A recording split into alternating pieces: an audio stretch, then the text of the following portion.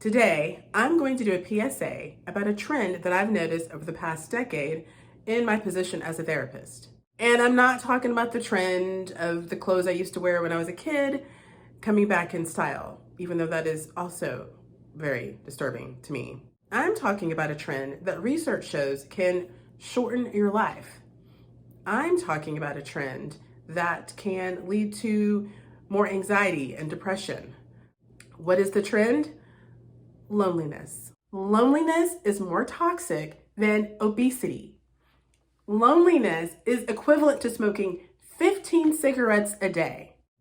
And what is the antidote? Friendship and community.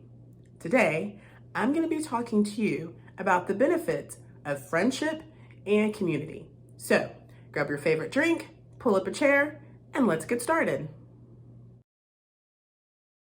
Welcome. I'm Dr. Tracy Dickens, a psychologist. If you have been here before, welcome back. I'm so glad to see you again. And if it's your first time here, welcome to my channel. I remember sitting in my therapist's office when I was working my PhD program and informing her of an insight that I had. It had occurred to me that I never had to work to make friends. Growing up, whoever was in my classroom, well, they became my friends. And because we didn't move around a lot, well, they just stayed my friends. But when you move 700 miles from where you grew up and you don't know anyone, well, now you have to work to make friends. How do you do that? I was clueless. I felt really lonely, very lonely. And I feared that loneliness was going to be my new best friend.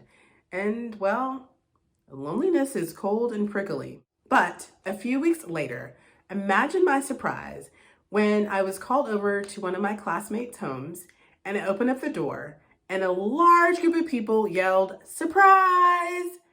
Here's what happened. A lot of my classmates had conspired to throw a surprise birthday party for me and two other classmates that had our birthdays February 8th, 9th, and 10th. In that moment of that big surprise, I realized that I had been believing a lie. To understand the lie, first you have to know the definition of loneliness. Loneliness is the perceived subjective feeling of being lonely. It is your perception of being connected to other people. In 2019, a research article showed that approximately 58% of people said that they had the feeling that nobody really knew them, that they felt lonely. But here's the thing I want to point out in that definition. It's our perception. Now, I don't want you to think that I'm saying it's all just made up in your head, because there are real environmental factors that can contribute to that sense of loneliness. Because we do know that in the United States, at least, that the trend towards loneliness is increasing. And we can look to our environment and kind of sort out why that might be a trend. For example, most of us are getting married later in life and we're working long hours, which reduces the possibility of making meaningful connections with people. And also, there's a trend towards moving around more. Research shows that when you're moving around from state to state and city to city, that people feel less motivated to make connections. And for you parents out there, you know that your schedule is so busy. You have work and then you're rushing home to get the kids off to the ball field or to dance practice or whatever the thing that is going on after work. And research shows that the people who report the highest rate of loneliness live alone, or they're unmarried, or they have poor health, or they report social isolation. From 2019 to now, we've had a lot going on in the world.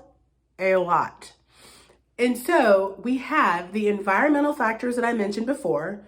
Now we add in teleworking. I'm one of those people that teleworks, which means I don't get to have the conversation with Susie and Bob anymore because I'm at home. I talk to my cats all day and I don't speak cat and they don't speak human. So it makes the conversation a little awkward. And add into it all of the political and social unrest has just made us a lot more, suspicious of one another. So we're not even willing to put ourselves out there to make connections. Add all that together, and what do you get? This perception of being lonely. There's this social media that's supposed to be like this great way of connecting, but it's not real connection. It's not in the room, touching, hearing, picking up all the nonverbals. It's not real connection. And that is what we need. We're designed to be tribal people, to have close relationships. Because in those close relationships, we have people to support us, to cheer us on, to teach us skills that we need. We have people to help us fight the predator that comes along. We have people to help us raise the kids and grow the garden and pitch the tents and all the things. And if it's just me on my own having to do that, well, eventually I'm going to run out of energy. That is, if I survive an attack by a predator. So our body knows that if it's just me, if I'm lonely, if I'm telling myself I am lonely, that there is no one, my body goes into fight or flight, and it starts to wear down my system. And over time, I start to have dis-ease, which turns into disease. Are you seeing where I'm going here? Are you following me? I hope you're hearing what I'm saying. Relationships are not optional. They are necessary. They are 100% necessary. Research shows that people that have a couple of healthy relationships report more self-confidence. They tend to be more willing to try new things. They report less stress. They report more happiness and joy in their life. They live longer, and they report a sense of belonging, and they have a better sense of what their purpose is for their life. So Solomon knew what he was talking about in Ecclesiastes 4 when he said, "Two are better than one, because they have a good reward for their toil. For if they fall, one will lift up his fellow. But woe to him who is alone when he falls and has not another to lift him up." I know there's some of you out there who have social anxiety, or who don't want to be bothered, or you have a history of having relationships that are very toxic. But you have this feeling of loneliness. It's just heavy. It's just kind of pressing you into the floor. And so what do you do with that? How do you make those connections? Or maybe you have some of those environmental factors that I mentioned before. How do you make time for friendships and community? Well, of course, you know I'm going to answer that question, right? Number one, be brave. And here's the thing about bravery, and I talk to my clients about this all the time. In order for something to be called brave, you have to face the thing that you fear. I mean, otherwise, you're just doing something. You can be scared and do it anyway. That is being brave. Second, look at the relationships you have in your life right now. Because like I said, most of us are crazy busy. We're not actually investing into the relationships we have. And I'm not saying you got to have every Friday night where you're hanging out and you're having a game night or pizza night or whatever. What I am saying is make it intentional. And don't say you don't have time, because I bet if I looked at your weekly social media report, I bet you spent more time in Facebook, TikTok, Instagram with people that you don't even know, that aren't invested in your day-to-day life. And that's taking away from opportunities for you to spend with people who are invested and could be invested in your everyday life. It's just a matter of shifting your priorities, seeing the importance of having a in real life connection. The next thing is to connect to something that you already enjoy doing, a hobby, an interest. And if you don't know, well, then just start trying different things out. I've done a video on how to identify your values, the importance of playing, on laughter, and just start experimenting, having fun. Just do something. And it's even better if that hobby is connected to a community. For example, some people love gardening. Well, get involved in a gardening club. If you like dancing, well, find a local dance studio. If you like bowling, join a bowling league, but do something where you have the opportunity to connect with other people in real life. Other ways to make connection is volunteer work. Join a church. And I don't mean just sit in the pews. I mean, get involved in church. Join a small group. Actively participate in a ministry. Get a dog and go to the dog park. You can also go to the local library. What was that? Library? What is that? It's a building that has lots of books that you can check out, and it's for free.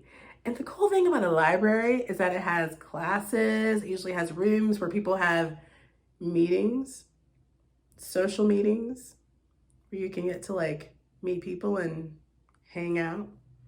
If you have a local vocational school, a lot of times those schools have personal development classes.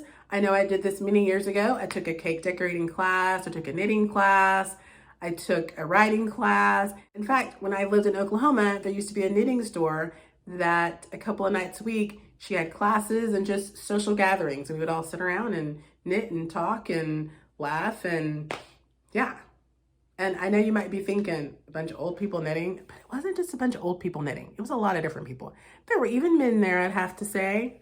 My point is, I think you're getting my point. You're gonna have to push yourself outside your comfort zone. You're gonna have to shift your time from social media that is really not social to in real life social interactions, and gradually just start investing and really connecting to people that are already doing things that you're interested in. And you'll find that over time, the more you do that, even if you have to move away, you might actually be able to maintain those relationships over time. You don't have to give them up. And maintaining those relationships means now you have a good reason to go on vacation and travel, which is a whole nother video that we need to talk about in America. How Americans do not like to take vacation time, because I like to take vacation time. I mean, we need to talk about this.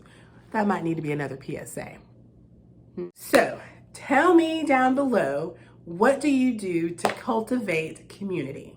And if you're still on the fence, not really sure how to do the whole relationship thing, because it's really difficult for you, I get it. Relationships can be really hard and challenging. A lot of times what can make relationships difficult is that we don't understand how to set and or maintain boundaries. And you're in luck. Starting next month, I'm going to be doing a series on boundaries and relationships. So make sure that you subscribe to this video so you can come back and catch that series. And also push the like thumbs up button so YouTube knows that you enjoyed this video and they can spread it out to other people. And don't forget to jot down below in the comments what you do for community. And gosh, that's it. So I hope you enjoyed this video. Thank you so much for sharing your time with me. And until I see you in the next video, choose joy.